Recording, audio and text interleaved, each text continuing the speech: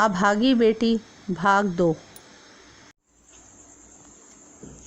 दादा घर से चले गए थे। शशि दादी के गले लगकर फूट फूट कर रो पड़ी। दादी ने उसकी पीठ सहलाते हुए कहा, अरे पगली, क्यों रो रही है? अच्छा है, ऐसे डाकी से तेरा पीछा छूटेगा।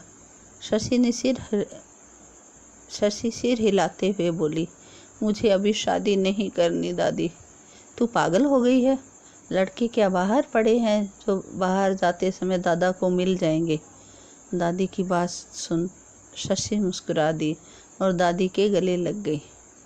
उसने दादी को आज स्कूल जाने के लिए मना लिया था।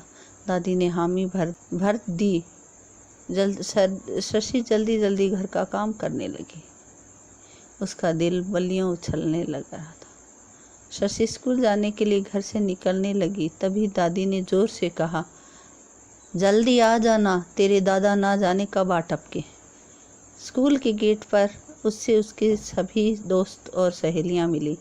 सब उसके गले मिले और हाथ मिलाया, पर शशि के अंदर एक डर समा गया था कि उसके काइयां दादा कहीं से उसे देख न ले। शशि स्कूल में रहते हुए भी बुझी बुझी सी रही। भय और डर ने उसको पूरे समय घेरे रखा। आज वह स्कूल से सही 12 बजे निकल पड़ी। उसने अपनी सहेलियों का भी इंतजार नहीं किया। 12:05 तक घर पहुंच चुकी थी, किंतु बैठक के बाहर उसने दादा की जूतियों को देख लिया। उसने अपनी आंखों को मला तो विश्वास नहीं था कि दादा इतनी जल्दी आ सकते हैं। उसने दरवाज़ा खुलवाने से पहले अपने दिल को तसल्ली दी कि दादा दूसरी जूतियां पहन गए होंगे, ये बाहर रह गई होंगी। उसने घंटी बजाई तो दादी की जगह दादा निकल कर आए। अंदर से दादी के सुबकने की आवाज़ें आ रही थी। दादा ने शशि की चोटी पकड़ी और अंदर खींचते हुए उसके गाल पर जोरदार तमाचा जड़ दिया। शशि का सिर चौखट से जा टकराया। चौखट से लगते ही उसकी कनपटी से खून निकलने लगा। दादी ने बहते हुए खून पर हाथ रखते हुए जोर से कहा, कसाई, छोरी को मारेगा क्या? इसने कौन सा अपराध कर दिया जो तू इसे सजा दे रहा है? क्या तेरी बेटियां लड़कों से बात नहीं करती? जो तू इस निरीह गाय पर जुल्म ढा रहा है। दादी की बात सुन दादा एक बारगी तो सन्न रह गए, किंतु उनका अहंकार दोगुने वेग से जाग उठा। वो अपने अपमान पर तिलमिला उठे। उन्होंने दादी को कर्कश आवाज में कहा, मेरी बेटियों से बराबरी मत कर इस हरामखोर की। यह कहकर दादा पैर पटकते हुए बाजार की तरफ चले गए। दादी ने अपनी पोती को गोद में सुलाते हुए प्यार किया।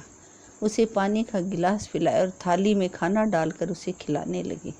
शशि खाना खाकर लेट गई। थकान और चोट की वजह से उसे नींद आ गई।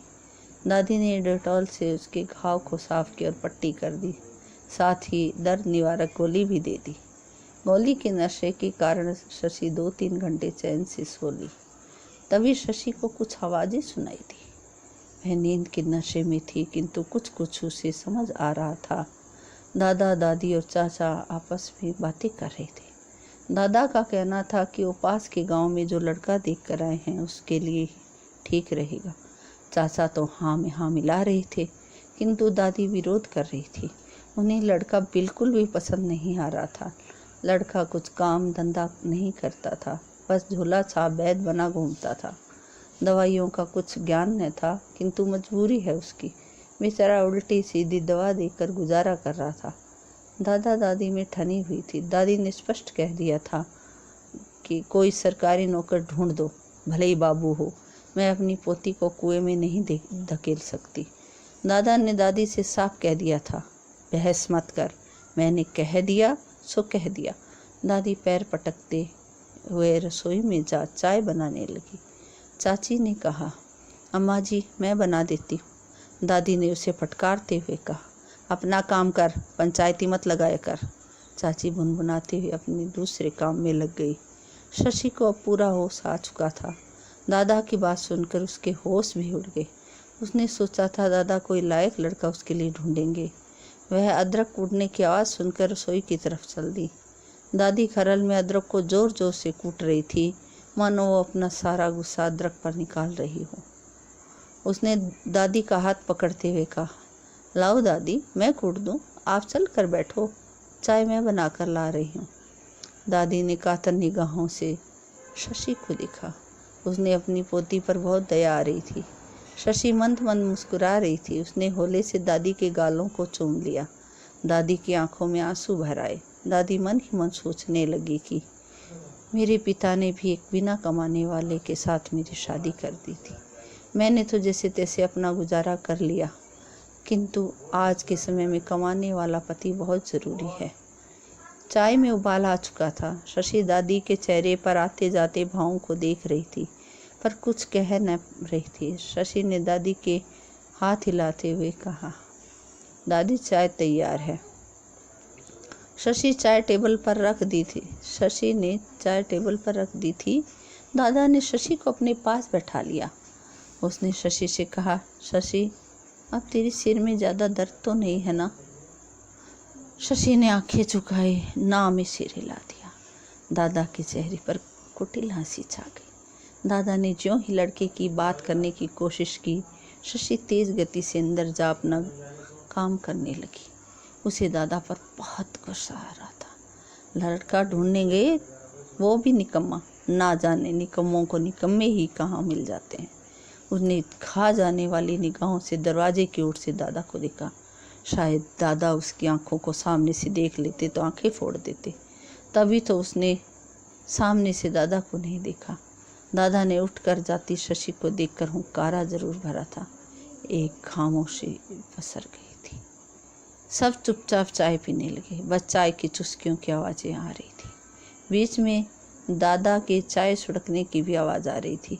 तभी दादा ने उठकर शीशे में अपने आप को निहारा। दादी की निगाह उसकी एक हरकत पर थी।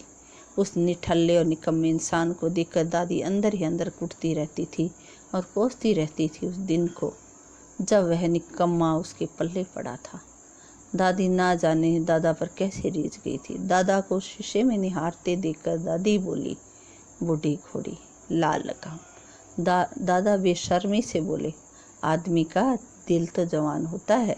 दादी ने झिड़कते हुए कहा, बेशर्म, पोती को बहाने जा रहा है। दादी का गुस्सा उस बेशर्म इंसान को बड़ा भा रहा था, पर दादी उसकी बेशर्माई से बिल्कुल भी खुश न थी। वह बैठक से उठकर अंदर कमरे में आ गई और टटोलने लगी अपनी संदूक को, जिसमें संजोए हुए सपने भरे थे। इनमें से कुछ सपने पूरे हुए तो कुछ अधूरे रह गए थे। शशि जल्दी जल्दी रात्रि के भोजन की तैयारी करने लगी। उसका ध्यान बार बार भटक रहा था। आज रोटियां भी ज़्यादा अच्छी ना बनी थी। खाली पड़े तवे पर कभी कभी उसका हाथ चला जाता। ध्यान न देने के कारण एक अंगुली पर तो फफोला ही उठ गया था। जैसे तैसे उसने रोटियां सेकी। सब्जी चाची ने बना ली थी। दादी चटनी की शौकीन थी। उनके हाथ की धनिया लहसुन अदरक की चटनी बहुत स्वाद बनती थी। 7 बज गए थे। सब खाना खाने बैठ चुके थे। रोज की तरह आज ना तो बातचीत हो रही थी, ना ही हंसी ठट्ठा। रोटियों को देखकर दादा बिफर पड़े और जोर से बोले, आज ये जली बली रोटियां किसने बनाई हैं? शशि ने कहा, जी मैंने बनाई हैं दादा। यह सुनकर दादा ने कहा, ससुराल में हमारा नाम बदनाम करेगी, ढंग से खाना बनाना सीख ले। जी कहकर शशि अंदर चली गई।